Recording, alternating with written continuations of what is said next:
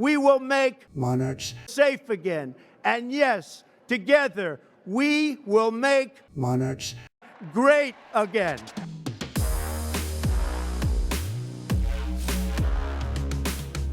What's going on, guys? LoganJYA here with a brand new series. We're making Monarchs great again, baby. Now, disclaimer, this is a non-political video at all, but we are taking some of your old favorite classic decks from 2 years ago, 3 years ago, 5 years ago. It doesn't matter what it is, we're going to make it good in 2021. And for years to come, trust me, we're going to make them strong again. We're going to make them good again. We're going to make them great again. All right, ladies and gentlemen, let's start with Monarchs. Let's get it.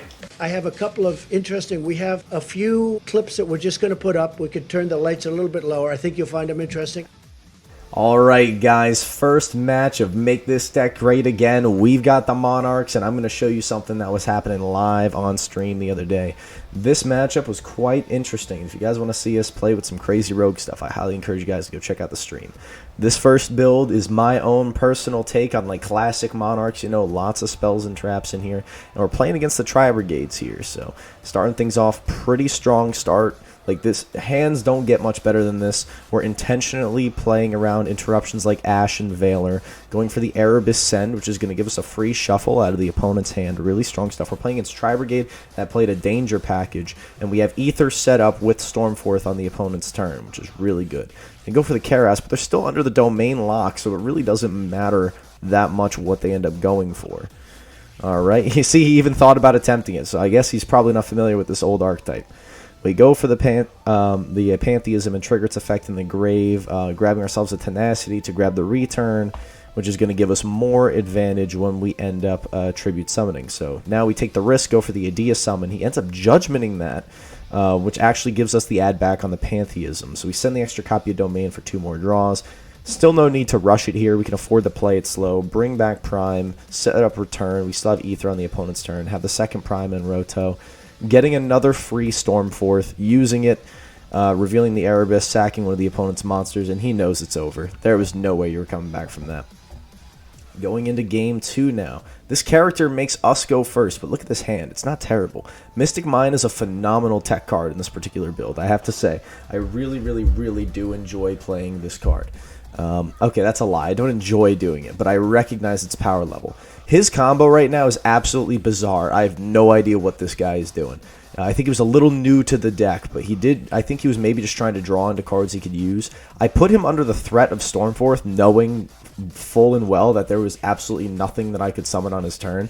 But I think I scared him into only ending on Apo. Apo plus Revolt. Like, Apo for 2 plus Revolt, setting an anti-spell too. So, unfortunately, flipping the anti-spell is what did me in there. But going into game 3 here, we go first again. Opening hand's not bad, so we start off with our Upstart Goblin in the form of Anchamorphit. Get to summon Vanity's Fiend and set up a Ether on the opponent's turn in case this gets impermed or droplets. We still have a form of Interruption, and our guy is just setting everything. Flips up the anti-spell, but we don't even care because we already got Vanities established. Nerval's going to search. Karass can't search itself. He just keeps setting stuff, my dude. And Vanity's Fiend just puts in the work here. That's one of the cool things I like about this build, is siding some of these absolute blowout monsters. Now, mind you, they're not as good nowadays because there are more outs to them, like the Imperms, like the Forbidden Droplets. But I still think, you know, if you have to have it, better have it. It's just like the Barrier statue, the Storm Winds. You know, so I summon the Idea just to apply additional pressure. I see he's just setting monsters, including hand traps at this point. So might as well go for a means of applying pressure. Summoning the second Vanity's Fiend, he chooses to Judgment this. Fair enough. Add back Pantheism again. Set some back row. Realize I anti-spells up, so I can't do that again. Thunderbird just exclusively to pop the Stormforth, which was interesting, but then attack for game. No, he has Imperm, and then he flips up the Revolt. So I'm like, okay, well, here's his chance to out it. There we go. He's going to banish the Vanity's Fiend. But in main phase 2, we can still play quite well. We go Idea, summon Eidos, set up the board for a tribute summon. And next we go for the Erebus to shuffle back the Shurag on field so we don't have to worry about it anymore. I remember thinking about maybe I could shuffle back the anti-spell and play harder. Not worth. Just shuffle back that one monster, leave him on one Karass, and then Ether. We're going to blow that thing away, all right? So we're going to get a search for another Erebus, a free summon from deck for the Kuraz, and Kuraz is going to pop that Karass, giving him a draw and me a draw, and that's a full-time see-ya chump on that one. Let's check out the next match with a different version of Monarchs. It has not been easy for me. Alright guys, so this version of Monarchs was actually sent in by a viewer. Apologies that I cannot remember who sent it in's name, but if it was you, put it in the comments. I'll be happy to like it and pin it and stuff. This build is really interesting. It's definitely different from the traditional Monarchs. I personally prefer the traditional Monarchs, but this build got some gas in it, I have to say that much. So you see the opening hand here. We got the Majesty's Fiend, the Amphromite, Infinite Impermanence, Erebus, Stormforth. Good hand, right? Turns out we're playing against Mystic Mind. Come on, man. And I checked my deck. I didn't have a single out. I didn't have nothing in this build. So I'm like, all right, well, I guess we take the L game 1. But game 2, it's a little different, all right? We're going to start off with the Tenacity, search for the Ether, go for the Pantheism. And then we end up getting hit with the Dimensional Shifter. So the Pantheism ends up getting banished. So he goes for the Mystic Mine. I have to Judgment here because I don't have any other means of outing it. But I know that if I'm able to set up this anti-spell, I can probably lock him out of playing the Mystic Mine anymore. So we go for that right now. We're going to slow him down a lot. He summons the Amano Iwata, which is a pretty interesting card. I know it's really good in the Mystic Mine. Go for the Tenacity on my turn to generate some more advantage. My logic was if anything gets hit off of anything I search were to get hit off of the Jackalope, it would be best to hit off the Pantheism. Fortunately, he hits the Jack, so I just summon an Essie from deck, knowing that he can't use Landed Demise with the anti-spell on the field. Doesn't Demise in the land. Yeah, see, there it is. He can't activate it while anti-spell's on the field, so it puts us in a really good situation here. Just start controlling the board with the Prime Monarch. I summoned the Erebus off the Ether, and it got added back to the hand. We shuffle back that Cauldron because I'm only at 700. I need to stop him from killing me. So I reveal Domain just to set it up as it's like, you know, the least useless card, I guess, out of all the other ones. I needed to keep Monarch spells and traps in deck, though, to resolve Erebus and Ether. So anyway, setting things up, just going for more Prime, summoning more Erebuses here, and that's all she wrote. He scoops it up. I didn't want to go for the Ether for game, because if he did have some form of interruption, then I would be killed by the Cauldron on the next turn. So next game, I literally flip anti-spell and it's over. This build's really fun. I think it's really cool. You get to see some of the tech choices. We're going to go through both of these different builds, so you get a few options for how you want to play this teach an old dog some new tricks, show you guys some of the cool things you can do with these builds. But yeah, those are the replays. Let's get into the deck profiles. Alright guys, so here's the first profile. This is my take on Monarchs in October of 2021. More traditional based. We're playing the Adia, we're playing the Eidos, we're playing all the fun cards that you remember from back in 2016. Either you loved them or you hated them. Regardless, the deck was very real. Now, is it really good now? No, but we can still do a lot of cool things with it, alright? So that's why I love this deck. I think the cards themselves can be still insanely impressive. Domain Lock is a real thing. The problem I will put out there right now is that these cards can be very, very outable. And a lot of cards that are seeing a lot of play like right now, like the Droll and Lockbird, hurt this deck immensely. But mind you, if you can still go off, you can still go off. Now, I'm going to go through this profile first and explain some of my choices, and then we'll get into the second list after this. So first and foremost, we've got triple copies of the Adia Squire that summons out the double Eidos from deck. I didn't want to play triple Eidos. It's only burned me one time while playing this deck. Now, mind you, the win rate isn't phenomenal on this deck, but I do win a fair amount with it, surprisingly. People either don't know how to play against it, or they're not used to it, or I just sack them. That's really usually how it ends up going.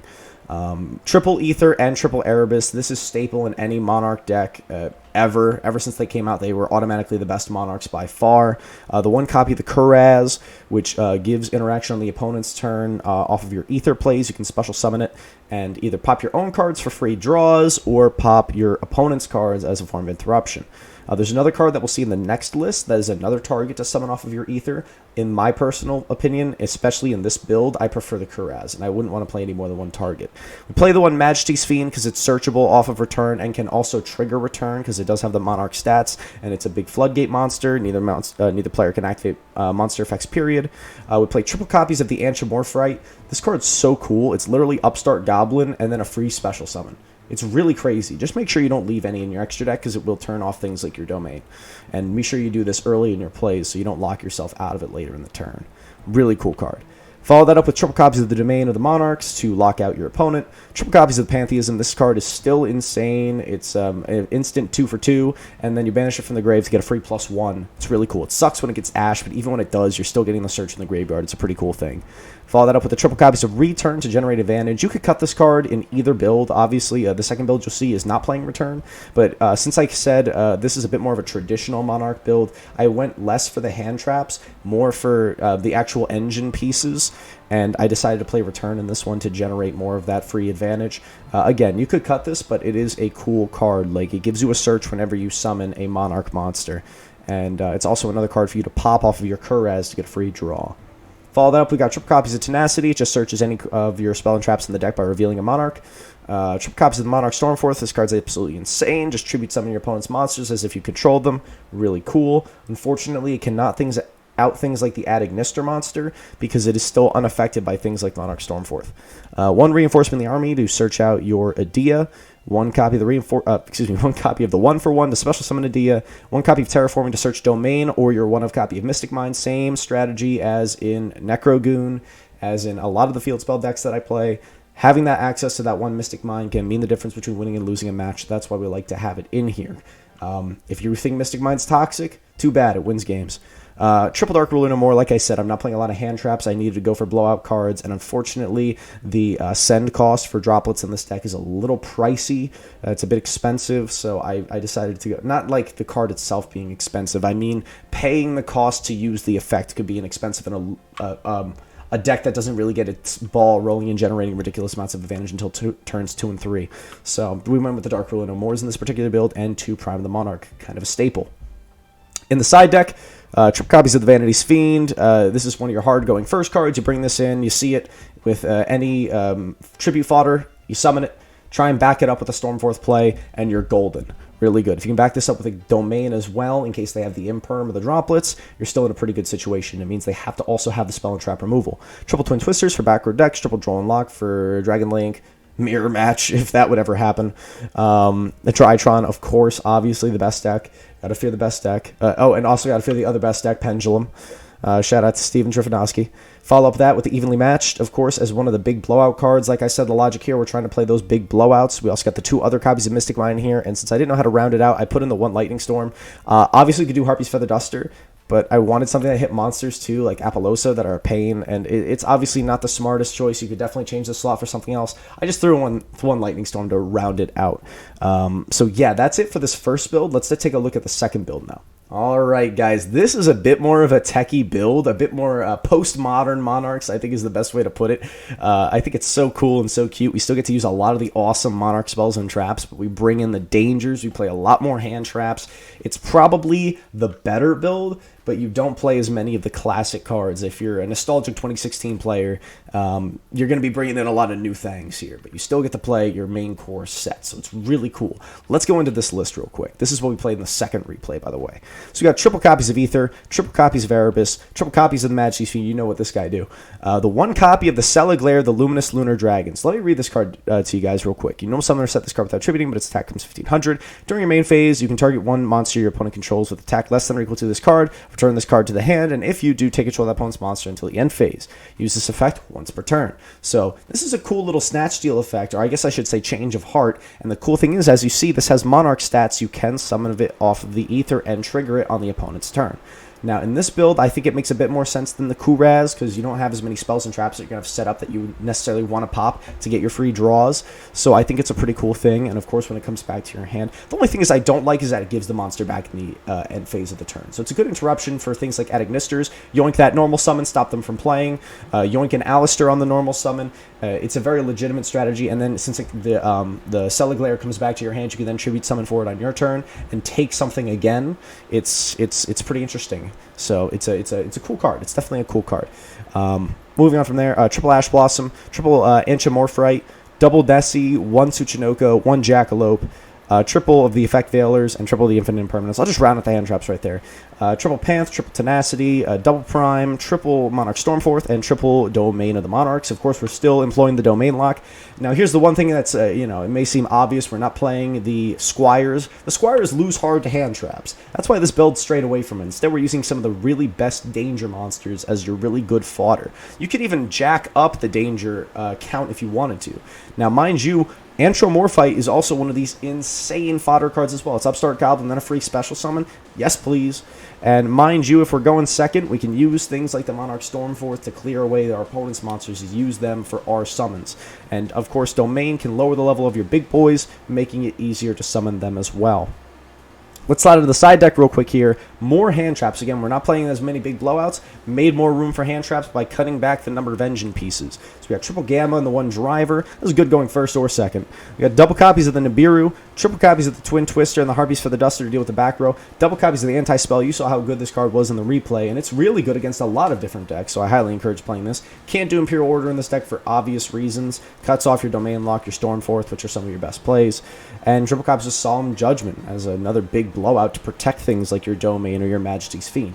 No Vanities here, but you could definitely side deck them if you wanted to. If you were going to side deck the Vanity's Fiend, I would probably end up cutting something like the Nibirus, or you would change your hand trap lineup in the side deck entirely to make room for it.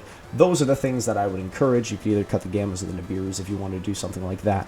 But that's it for these Monarch lists. What do you guys think? I think these are really, really, really fun decks. I think we did a decent job of making Monarchs great again. Please consider giving these lists a try. Don't forget to like, smash the like button, subscribe. Let's see if we can get over 50 likes and we can do another episode of these weird decks that we can bring to you and try and make them good again. Some old classics, make them great. That's all I got today. LoganJYA signing off. Have a great day, and I'll see you chumps later. 心の隙間埋め